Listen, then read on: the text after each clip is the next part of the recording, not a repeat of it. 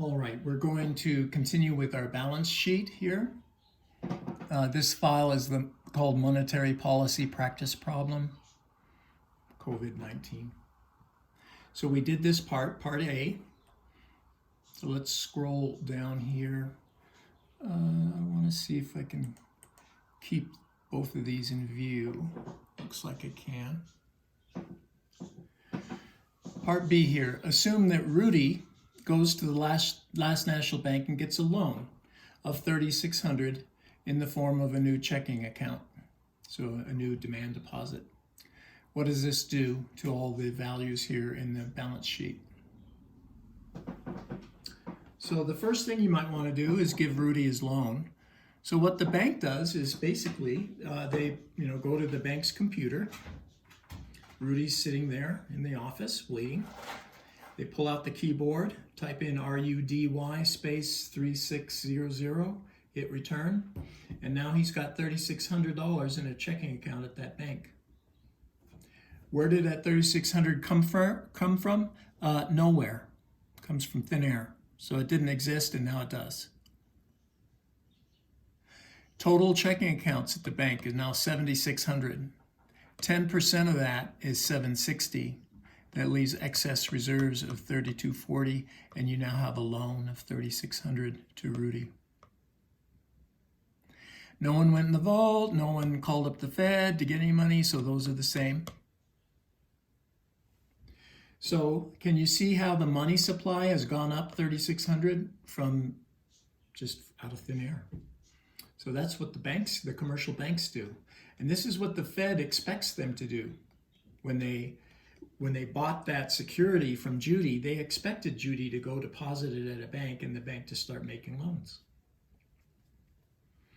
Let's spend the money.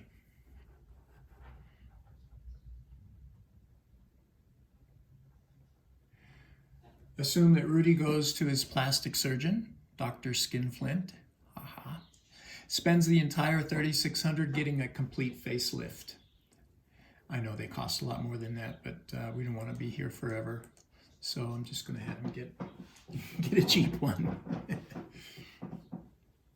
He writes a check to Dr. Skinflint, and Skinflint deposits the check in her checking account at SunEast National Bank. They're a new bank, so they start at zero with all their balances. The check clears, so I'll show you what that means. And then SunEast is going to keep $200 as a deposit at the Fed, and the remainder of the $3,600 would be $3,400. They keep that in their vault. So there's no formula for that. I have to actually tell you what they do with it, what the bank does. And then you just copy it down, which is a nice way to get free points, isn't it? So here we go. Here's the first bank, Last National, Rudy's bank. So the first thing you might want to do is take Rudy down to zero. So the check is clearing. And what happens there is the computer at this bank and the computer at the Federal Reserve talk to each other.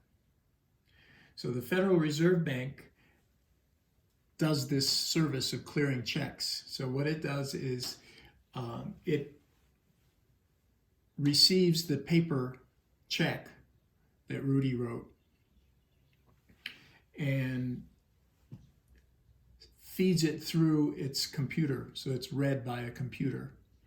And the Fed computer then knows that Rudy's trying to spend $3,600 and that he has an account at Last National. So the Fed computer communicates to the Last National computer and says, hey, I've got a check drawn on you. It's for $3,600. It's from someone named Rudy who says he's a customer of yours. Do you want me to honor the check? So then Last National Bank's computer says, well, wait, give me a nanosecond to check into it, and looks and sees that indeed there is someone named Rudy, and indeed they did have $3,600. So just enough. So the Last National computer says to the Fed's computer, go ahead and honor that check. So it didn't bounce, in other words. So then Rudy's account is dropped to zero, and that 3,600 is put into SunEast Bank. So the Fed does that. They send it to SunEast, and they say to SunEast Computer, hey, I've got 3,600 for you. Do you want me to keep it all here? And SunEast Computer says, oh, no, just keep 200 and send us the other 3,400 so we can put it in our vault. So that's what they do. So Rudy goes down to 0. So your total here is back to $4,000 of demand deposits. Look over here. The deposit at the Fed, do you remember it was 3,700? The Fed takes 3,600 and gives it to SunEast. So that leaves just 100 here. So the other 3,600 is going to this other bank. We'll see him down there when we scroll down. So now you've got 100 at the Fed and 300 in the vault. That's 400 total. Just enough to back up $4,000 of checking account from Judy. So that's 400. 400 minus 400 is 0, so you have no excess reserves. You do have a $3,600 loan. 400 and 3,600 is 4,000. 4,000, you balance still. Let's look at this next bank.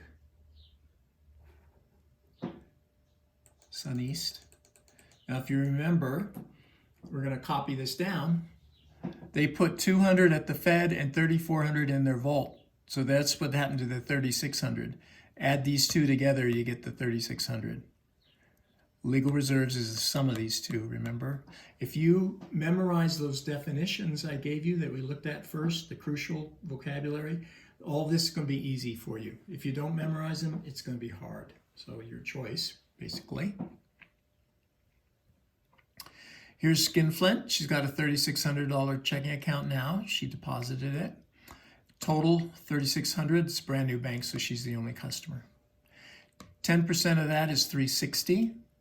Subtract $360 from $3,600, and that leaves you $3,240. That's your excess reserves.